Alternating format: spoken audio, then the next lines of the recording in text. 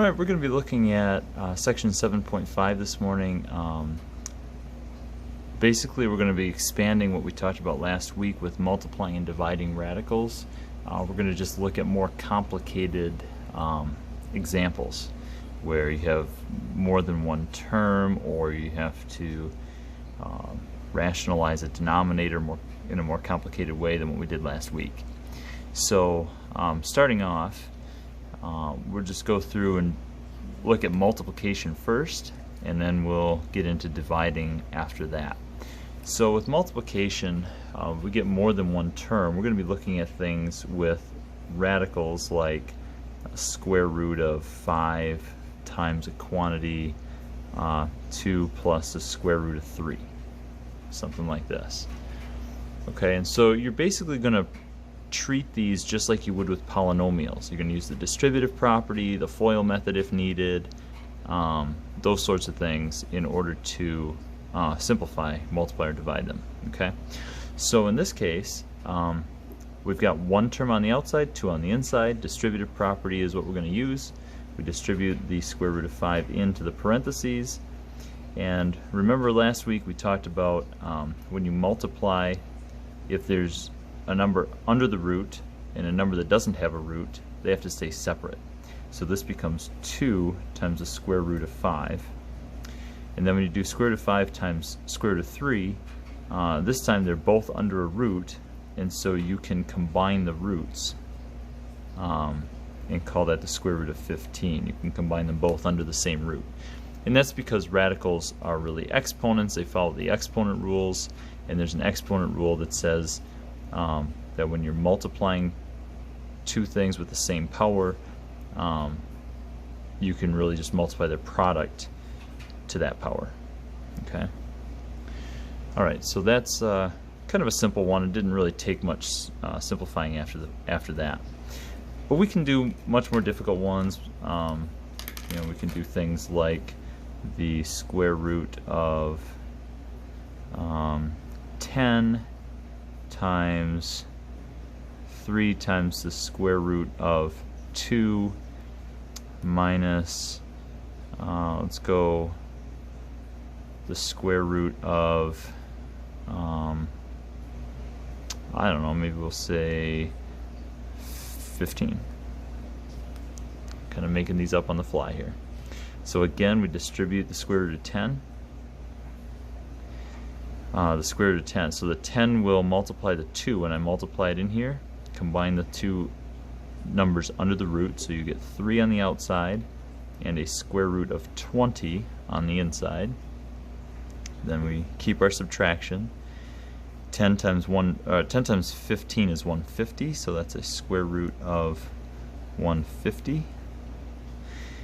And then I try, if possible, to simplify completely. So each of these roots will simplify further.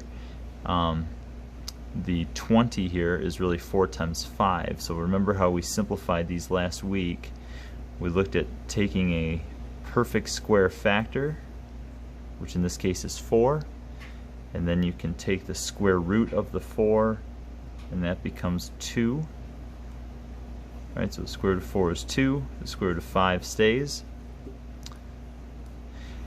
150, if you think about what the perfect square factors of 150 are, it would be 25 times 1, 2, 3, 4, 5, 6. So write that as 25 times 6. And then the square root of 25 is 5. And the square root of 6 doesn't simplify. Okay. Now one more step, the 2 and the 3 on the outside need to get combined, so this becomes 6 times the square root of 5 minus 5 times the square root of 6. Remember also, and this goes for both of these examples, that when the numbers under the radical are different and you're adding or subtracting, you cannot combine them. You have to treat them like unlike terms, right? So the square root of 5 and the square root of 6 are different. It'd be like taking an x and a y and trying to combine them. You can't. They're unlike terms. Okay. Alright, let's look at another example. This time we're going to use the distributive property. Getting a couple terms together here. So let's slide this up a little bit. let's look at 2 plus the square root of 3 times 3 minus the square root of 5. And so here we're going to use the FOIL method, which is just an expansion of the distributive property.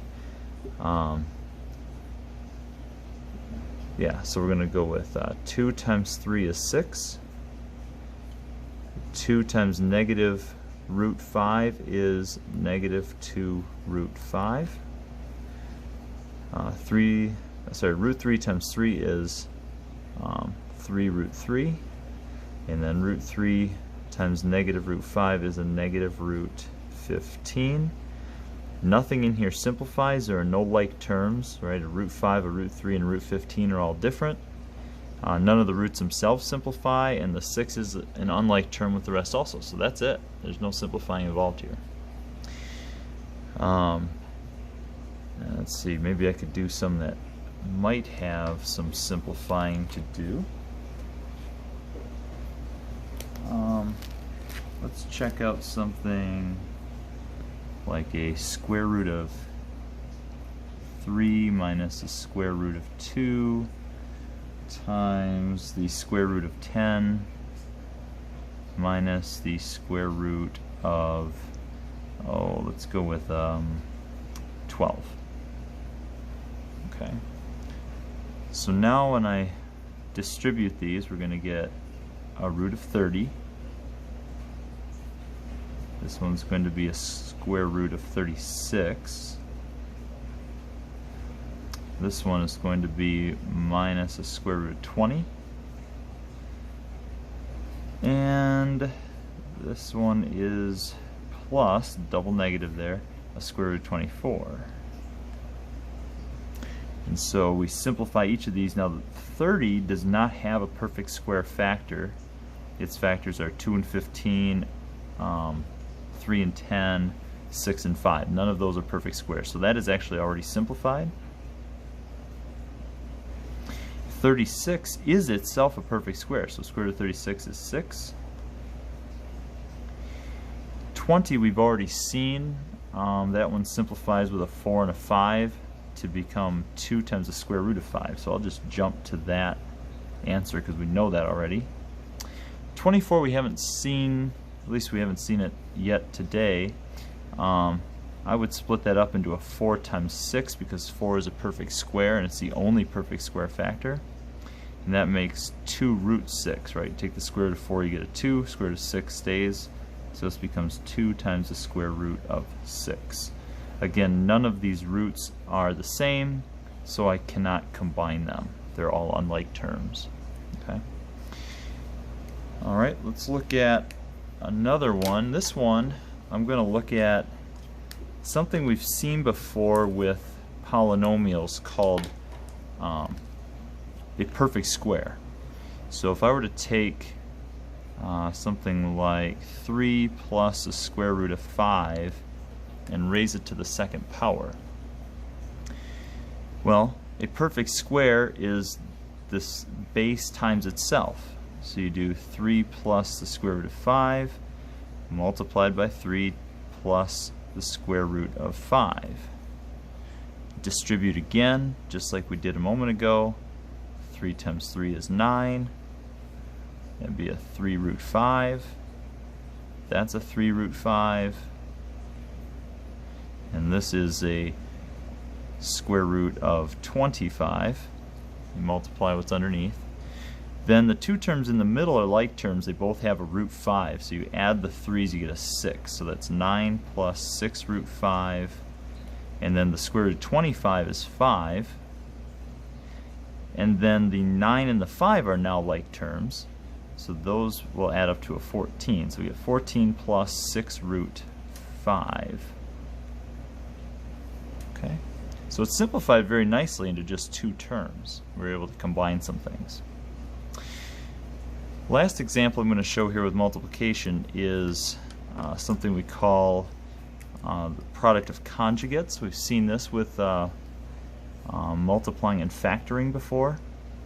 If I had 2 plus the square root of 5 times 2 minus the square root of 5. Remember, conjugates, a plus b and a minus b, if this middle sign is different, then we had some interesting things happen when we multiplied and factored polynomials. We'll have something else interesting happen here with radicals.